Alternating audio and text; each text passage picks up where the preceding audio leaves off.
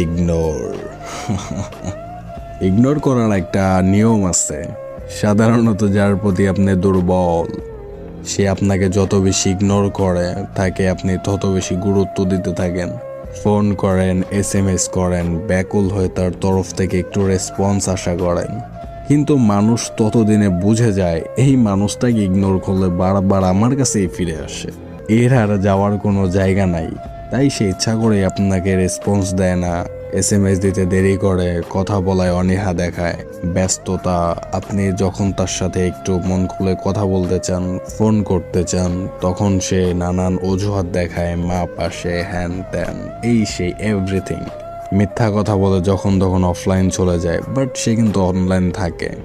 এবার মজার ব্যাপারটা হলো, এই মানুষগুলোকে গুরুত্ব দেওয়া আপনি যখন বন্ধ করে দিবেন, আপনি তার লাইফ থেকে হারিয়ে যাবেন। আর কখনো খোঁজ নেবেন না, ফোন দিবেন না, SMS করবেন না, এভরিথিং টোটাল অফ।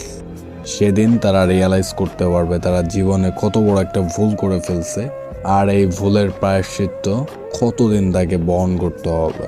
সেদিন থেকে হয়তোবা আপনি তার কাছে খারাপ হয়ে যাবেন, হয়তো সম্পর্কটা সেদিন থাকবে না, হয় সম্পর্ক শেষ হয়ে যাবে, নয়তো আপনি ওই মানুষটার অবস্থানে চলে যাবেন আর এই মানুষটা আপনার অবস্থানে।